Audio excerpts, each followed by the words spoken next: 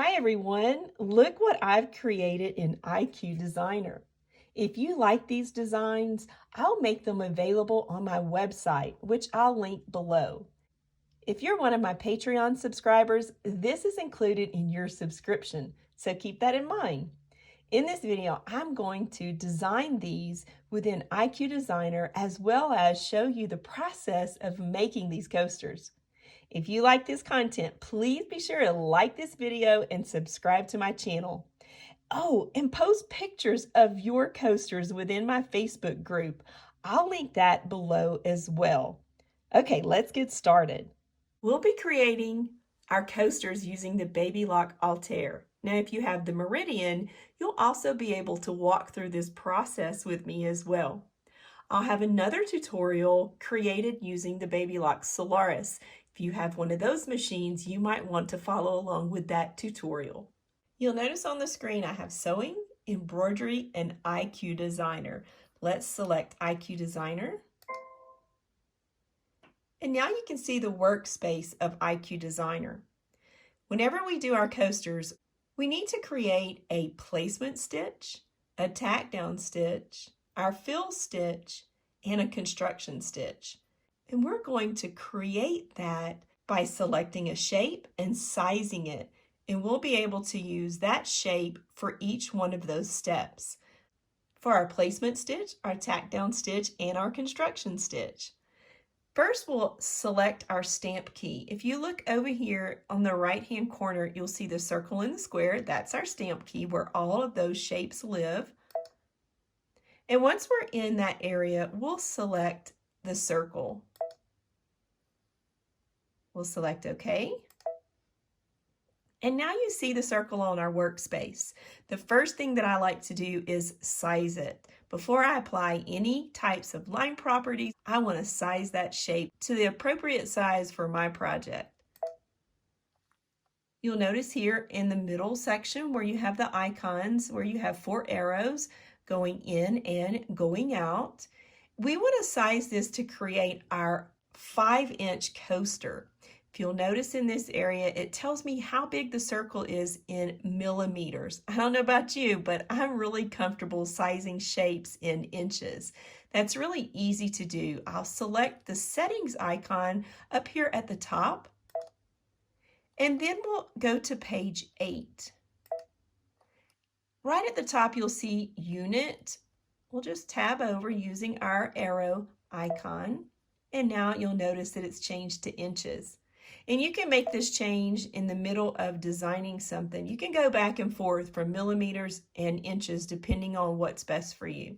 All right, so here I see that my circle is 6.41 inches. We want to size it down to where it's just a little bit under 5 inches. So I'll select the arrows where they're all facing within the square.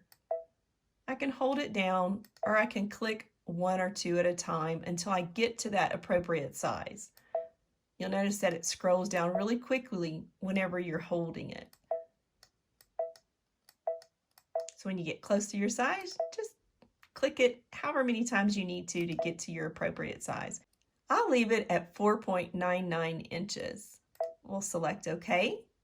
Now it's time for us to apply the line properties that we want applied to it. So in this area here, you'll notice that you have a pencil. These are my line properties. I'll select that line property icon. I want a straight stitch. And then I'll also grab a pretty color. So I'll grab a purple. I'll select OK. Next, I'll need to select my fill icon. And then I'm using a mouse, so I can either just touch the line or I can take my finger and just slide it over the line. And when you heard that sound, that tells you that now we've applied those properties to the circle. All right, so we have our circle and we have our line property applied. Let's go ahead and select next. And then you'll notice over here in this area, this is where we can change the stitch length to the circle. And I like to see my stitch, how long it is in millimeters. So I'll pop up here to my settings page once again. I'll go back over to page 8, and then I'll select the arrow icon and allow it to change back to millimeters. Now you'll notice it's 2.0, that's what it defaults to. I want to bring that run pitch or stitch length up to 2.5. That's a number that I'm really comfortable with. And as you experiment and create different things in IQ Designer, you can see which length you prefer best. I use 2.5 and 2.4 a lot. We'll set it. And now I'm going to place this within the memory of IQ. As we go forward, I'm going to use this circle over and over again to create our design. We'll place it in the memory of the machine. Next, we'll select Preview and Set. And this just tells us we're heading over to the embroidery side of the machine. Are we sure we want to go? Are there any other changes that we want to create before we head to the embroidery screen? Let's go ahead and select OK. And now you'll notice that our circle, our placement stitch, is on the embroidery side of the machine. We'll select Add. We'll select IQ Designer once again. And then let's go into the memory of IQ and use that same circle that we just created. There's the circle. We'll select it. We'll set it. It's already sized, so we don't need to make any changes. I'll select Next. Now I like to change the color because this is going to be my tack down stitch. So I'll select in this area where you see the little purple line. That's the color tile that was selected for our circle the first time we created it. I'll choose a green. And you'll notice we still have a straight stitch. That's the line property applied. We'll select OK. And because we made a little change here using the Altair in this area, you'll notice that now my stitch length went back to 2.0. So we'll select it and we'll bring that back up to 2.5. We'll set it and Preview. OK. And then we'll set it one more time. And now we're back over to the embroidery side of the machine. So you'll notice here that our first thing that's going to stitch that we created is our placement stitch, and the second one is our tack down stitch. We're not finished yet, so let's go ahead and select Add. We'll select IQ Designer. And then we'll go back into the memory of IQ and grab that circle that we already sized.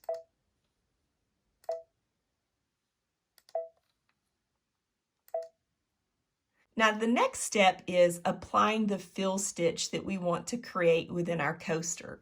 I don't really want to stitch an outline on this circle, but this circle will serve as our outline, our wall that keeps all of those fill stitches within the circle. Let's go into our line area. And I'm just going to say no stitch because I don't want a stitch to stitch around this circle. We'll select OK. Next, I'll need to select the fill cup. We need to apply this change to the circle itself. I'll just drag my finger over the circle. And now we're going to have a circle that will not stitch an outline. Let's decide which fill stitch we want to create within our coaster now. We could select the stipple.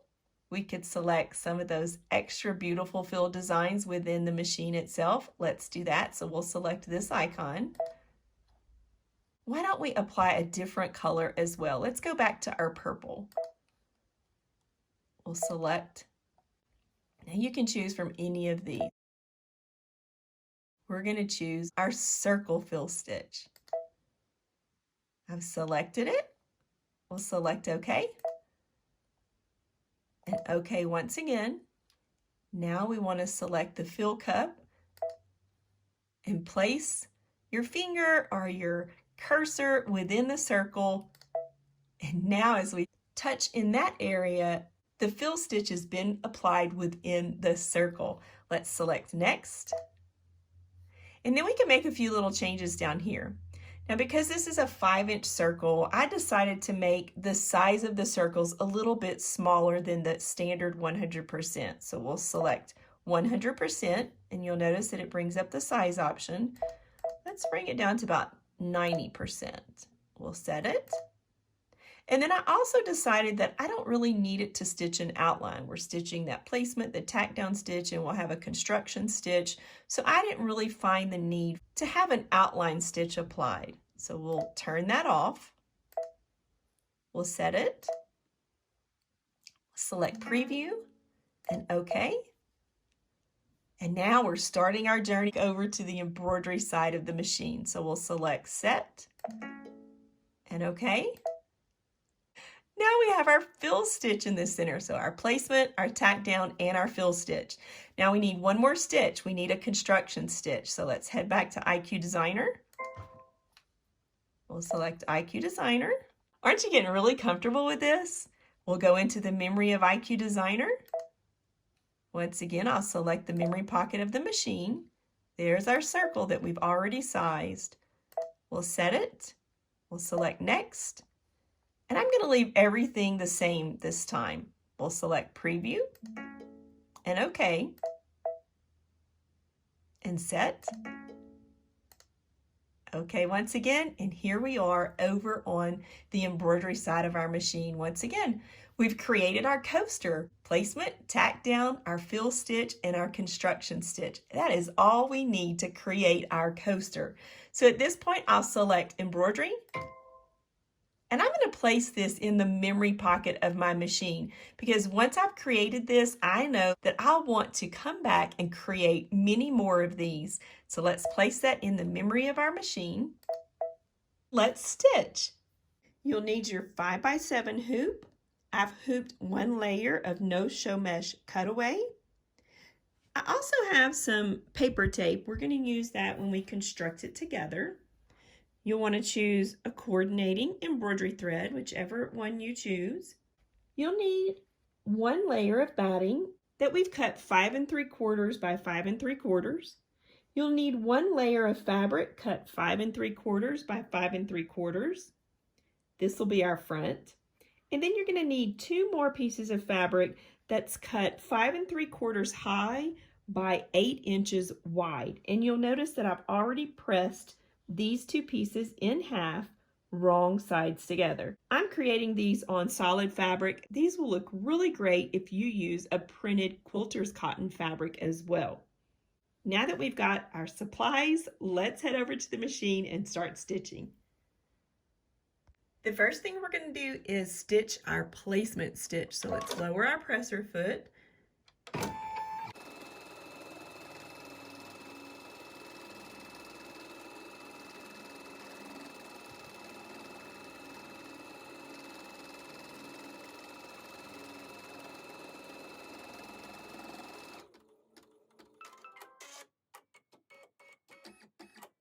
I also wanted to mention that I do have a pre-wound bobbin loaded within my machine as well.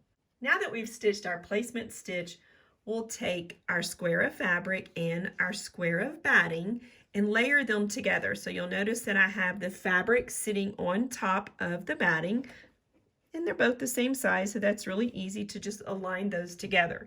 And I have the right side of my fabric facing up. Now as we place these on top and within our hoop, we need to make sure that we align it so that we have fabric above the circle, below the circle, and to the right and the left of our placement stitch. So just place it in there and then peek, raise up your batting and your fabric. And again, just give it a look. We'll know that we're going to start right here, so we have a good little bit above. I'm going to scoot it down a little bit more. And then I'll look over to the left. Okay, that looks good. Let's tack down our fabric and our batting.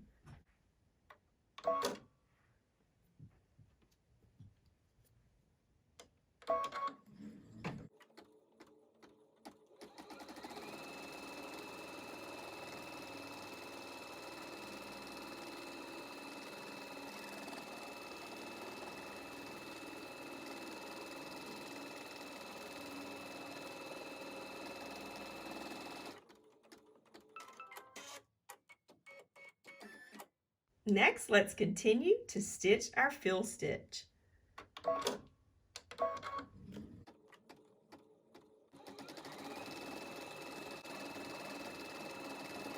We've completed our embroidery. Let's construct our backs to our front. Here is one of our pieces of fabric that I've pressed in half. You'll notice that I have the folded edge over here. I like placing the left side on first. And I just align the cut raw edges at the top with the raw edges on the square and the cut raw edges at the bottom along the raw edges of the square. So as we get those aligned together, we'll just look and make sure that we have at least about 1/2 of an inch to the right of the needle. And then we'll take our second folded fabric, which is our other back, and we'll place it on top. Now you'll notice as we place it on top, we'll want to overlap the top back over the bottom back. When you place your folded back on, again, you'll align those top and bottom raw edges.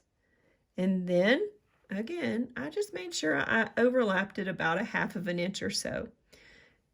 You'll have some extra on the outer edges with your backs. We'll trim that away once we're finished. I'll just scoot it over a little bit. I know I still have plenty. We've got to have a little bit of an overlap so that when we flip it right side out, it'll look really pretty on the back. Now that we've placed those where they need to go, I'm going to grab some of my paper tape. If you've ever done any construction within the hoop, you know that you have to be really careful as your embroidery foot comes around. If we don't place any tape in this area, the embroidery foot will come around and pick up the back, and then we'll have a bit of a hot mess. We'll take a piece of our embroidery tape, we'll place it right underneath that presser foot in the needle because we know it's going to start embroidering there. So I know when it starts stitching, it'll be stitching in the area where we've taped. And we'll want to do the same thing at the bottom of the fold. If you want to take a little peek, you can lift up. So here's that bottom of our circle, and that is definitely where it's going to stitch the construction stitch as well. So I'll put a little tape there. Now that we have that in order, let's lower our presser foot and stitch our construction stitch. Now in this process, you really want to pay attention. Don't go anywhere. Make sure you have your eyes ready just in case you need to touch stop real quickly.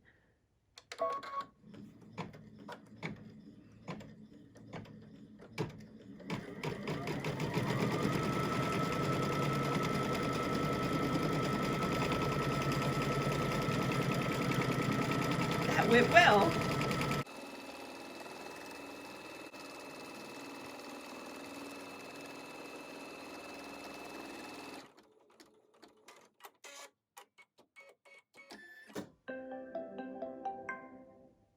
We're finished. We'll remove it from the hoop. We'll trim those outer edges, flip it, and press it.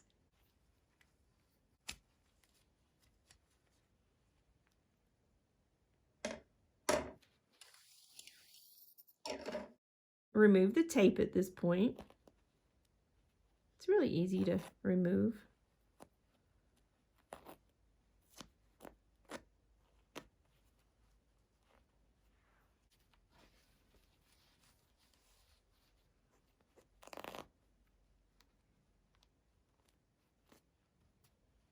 We'll cut around the outside edge of the circle,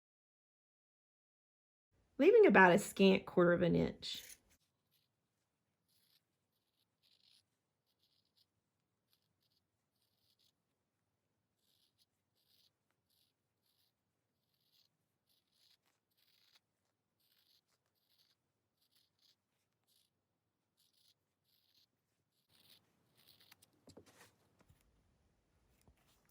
Now that we've trimmed, I like to also go around in the seam allowance area and do little snips, but be very careful not to get too close to your stitching line.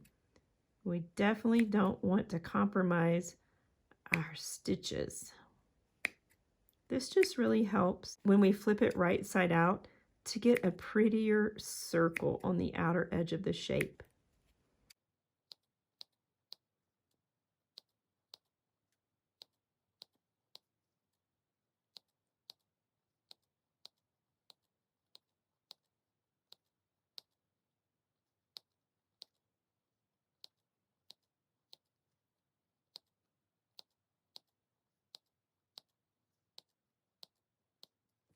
Now that we've clipped it, let's turn it right side out.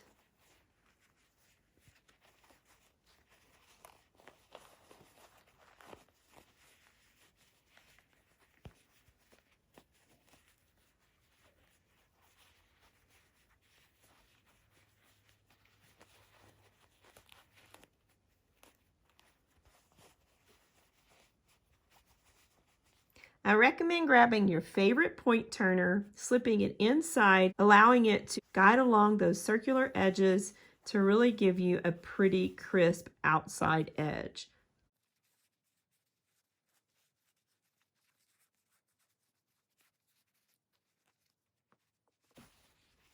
Now that that's done, I'll head over to my ironing station, press it really well, use a little bit of spray starch or best press, whatever is your favorite, to give this a really pretty professional finish.